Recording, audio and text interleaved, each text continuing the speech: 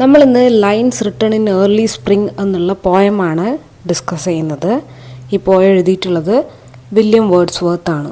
His known as nature poet. അദ്ദേഹത്തെ nature poet എന്നാണ് അറിയപ്പെടുന്നത് തന്നെ. കാരണം അദ്ദേഹത്തിൻ്റെ പോയംസിൽ നമ്മൾ കാണാൻ സാധിക്കുന്നത് ഫുള്ള് നേച്ചറായിരിക്കും. പ്രകൃതിയെക്കുറിച്ചുള്ള നല്ല മനോഹരമായ വർണ്ണനകളായിരിക്കും പോയങ്ങളിൽ കാണാൻ സാധിക്കുക. ഓക്കെ, അപ്പോൾ നമുക്ക് ഡയറക്റ്റ് പോയത്തിലേക്ക് പോവാം. ഇത് സ്റ്റാൻസ വൈസാണുള്ളത്. ഓരോന്നിനും എ ബി റൈമിംഗ് സ്കീമാണ് ഉള്ളത്. I heard 1,000 blended notes while in a grove I sat reclined in that sweet mood when pleasant thoughts bring sad thoughts to the mind. Okay, അപ്പോൾ നമ്മൾ ഓരോ സ്റ്റാൻസ ആയിട്ട് explain ചെയ്യാം. I heard 1,000 blended notes while in a grove I sat reclined.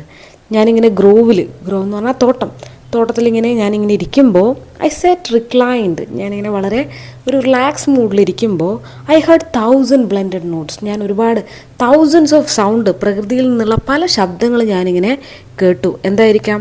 ഒരു തോട്ടത്തിലൊക്കെ ഇരിക്കുമ്പോൾ, ഒരു ഗാർഡനിലിരിക്കുമ്പോൾ അത് പക്ഷികളുടെയും കിളികളുടെയും ഒക്കെ ശബ്ദമായിരിക്കാം. എല്ലാം കൂടിക്കലർന്നൊരു 1000 ശബ്ദം ഞാൻ അവിടെ നിന്ന് കേട്ടു എന്ന് അദ്ദേഹം പറയണം. In that sweet mood when pleasant thoughts bring sad thoughts to the mind. അങ്ങനെ ഞാനിങ്ങനെ വളരെ സ്വീറ്റ് മൂഡിൽ, വളരെ റിലാക്സ്ഡ് ആയി, വളരെ എൻജോയബിൾ ആയിട്ടുള്ള മൂഡിലിരിക്കുമ്പോൾ ഞാൻ എന്ത് ചെയ്തു? പ്ലസൻറ്റ് തോട്ട്സ്, നല്ല ചിന്തകളുടെ ഇടയിൽ കൂടെ എന്തുകൂടെ വന്നു? Sad thoughts to the mind. എൻ്റെ മനസ്സിലേക്ക് സാഡ് തോട്ട്സും കൂടി കടന്നു വന്നു. ഇതാണ് ആദ്യത്തെ സ്റ്റാൻസ പറയുന്നത്. രണ്ടാമത്തെ stanza, to her fair works did nature link the human soul through me ran, and much it grieved my heart to think what man has made of man. To her fair works did nature link. അവളുടെ മനോഹരമായ വർക്ക്സിൽ, അതായത് പ്രകൃതിയിലെ വളരെ മനോഹരമായ കാഴ്ചകൾ, link human soul that through me ran, എന്നിലൂടെ ഒഴുകുന്ന എൻ്റെ ആത്മാവിനെ എന്തുമായിട്ട് പ്രകൃതി കണക്ട് ചെയ്തിട്ടുണ്ട്? അവളുടെ മനോഹരമായ വർക്ക്സുമായിട്ട് കണക്ട് ചെയ്തിട്ടുണ്ട്. അതായത് ഹ്യൂമൺ എന്താണ്? നേച്ചറായിട്ട് വളരെയധികം ക്ലോസ് റിലേറ്റഡ് ആണ്. ഹ്യൂമൺ അല്ല, ഹ്യൂമൻ സോൾ, നമ്മുടെ ആത്മാവ് പ്രകൃതിയുമായി വളരെയധികം കണക്റ്റഡ് ആണ് എന്ന് അദ്ദേഹം പറയാണ്. And much it grieved my heart to think what man has made of man. അത് അദ്ദേഹം പറയാണ്, നമ്മുടെ മനുഷ്യൻ്റെ ആത്മാവ് പ്രകൃതിയായി വളരെയധികം കണക്ട് ചെയ്തിരിക്കുകയാണ്. ആ സമയത്ത് അദ്ദേഹത്തിൻ്റെ ഹൃദയം വല്ലാണ്ട് വേദനിക്കുകയാണ്. എന്ത് ചിന്തിച്ചിട്ടാണ്? What man has made of man. പക്ഷെ മനുഷ്യനോട് എന്താണ് ചെയ്യുന്നത്? അതുകൊണ്ടാണ് അദ്ദേഹം ആ വളരെ നല്ലൊരു മൂഡിൽ പോലും ദുഃഖിക്കുന്നത്. What man has made of man എന്നോർത്തിട്ട്. അതായത് ഫോർ എക്സാമ്പിൾ, ഇപ്പോൾ പ്രകൃതി നമുക്ക് തരുന്ന മെസ്സേജസ് എന്തൊക്കെയാണ്? എല്ലാവരും നന്നായി ഒരുമിച്ച് സന്തോഷത്തോടെയും സമാധാനത്തോടെയും ജീവിക്കുക എന്നുള്ളതാണ്. പക്ഷേ മനുഷ്യൻ എന്താണ് ചെയ്യുന്നത്?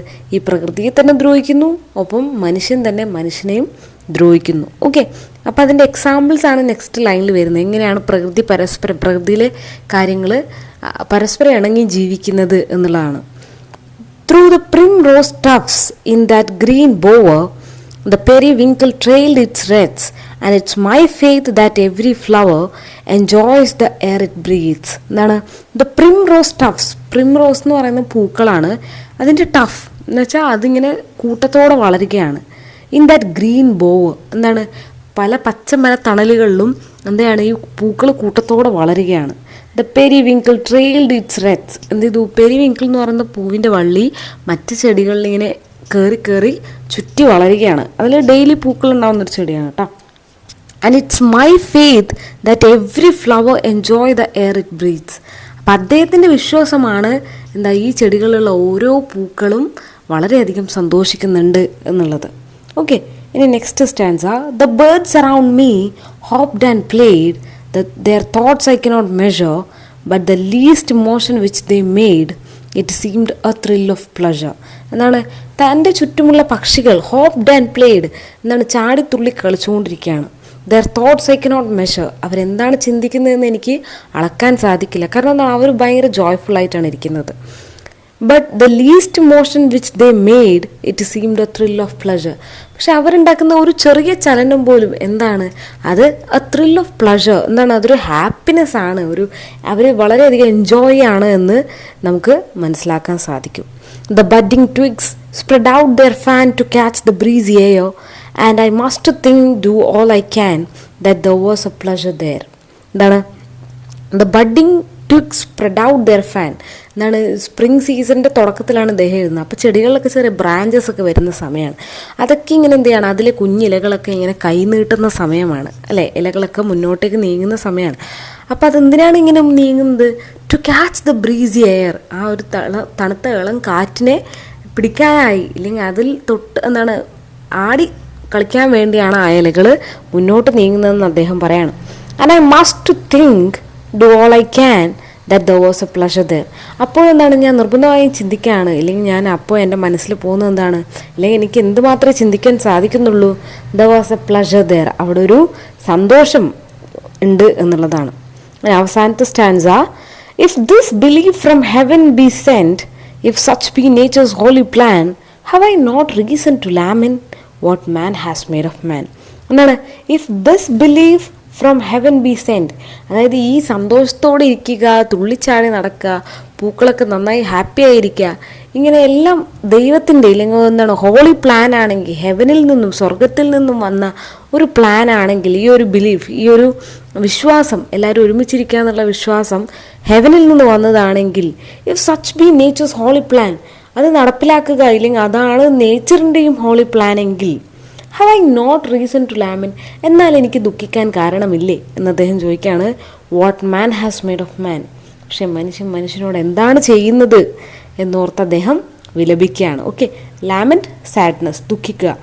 അപ്പോൾ അദ്ദേഹം ഇത്രയൊക്കെ പ്രകൃതി ഹാപ്പി ആയിരിക്കുമ്പോഴും മനുഷ്യനോട് എന്താണ് ചെയ്യുന്നതെന്നോർത്ത് അദ്ദേഹം ദുഃഖിക്കുകയാണ് ഈ കവിതയിൽ ചെയ്യുന്നത്. ഓക്കെ, അപ്പോൾ ഈ പോയത്തിൻ്റെ ഒരു സെൻട്രൽ ഐഡിയ എന്ന് പറയുന്നത് നേച്ചർ ഇസ് ബ്യൂട്ടിഫുൾ അല്ലേ, പ്രകൃതി വളരെ മനോഹരമാണ്. She brings delight to us, നമുക്ക് എല്ലാവർക്കും എന്താണ് വളരെയധികം സന്തോഷം തരുന്നതാണ് അല്ലെ. ഒരു സൺസെറ്റ് കാണുക, അല്ലെങ്കിൽ ഒരു സൺറൈസ് കാണുക, അല്ലെങ്കിൽ ഒരു മഴ കാണുക, ഇതൊക്കെ നമുക്ക് തരുന്ന ഹാപ്പിനെസ്സാണ്. Yet man is unhappy in woes, പക്ഷെ മനുഷ്യൻ എന്താണ്, എത്ര ഹാപ്പിനെസ് അവന് ചുറ്റും ഉണ്ടെങ്കിലും അവൻ എപ്പോഴും വോസിലാണ്, പെയിനിലാണ്, വേദനയിലാണ്. Nature serves the holy plan of peace, prosperity and love. പക്ഷെ പ്രകൃതിയുടെ ഏറ്റവും വലിയ പ്ലാൻ എന്താണ്, എല്ലാവർക്കും സമാധാനം ഉണ്ടാക്കുക, ഹാപ്പിനെസ് ഉണ്ടാക്കുക, സ്നേഹം ഉണ്ടാക്കുക എന്നുള്ളതാണ്. വെറാസ് മാൻ continuously creates miseries and sadness. പക്ഷെ മനുഷ്യൻ എപ്പോഴും എന്താ ചെയ്യുന്നത്, സാഡ്നെസ് ക്രിയേറ്റ് ചെയ്യാണ് ചെയ്യുന്നത്, വിഷമങ്ങൾ ക്രിയേറ്റ് ചെയ്യാണ് ചെയ്യുന്നത്. We distance himself from nature, നമ്മളെന്ത് ചെയ്യുന്നു, പ്രകൃതിയിൽ നിന്ന് മാറി നിൽക്കുകയാണ്. അതായത് പ്രകൃതിയിൽ നമ്മൾക്ക് തരുന്ന ഒരു മെസ്സേജ് നമ്മൾ കാണുന്നില്ല, മനസ്സിലാക്കുന്നില്ല.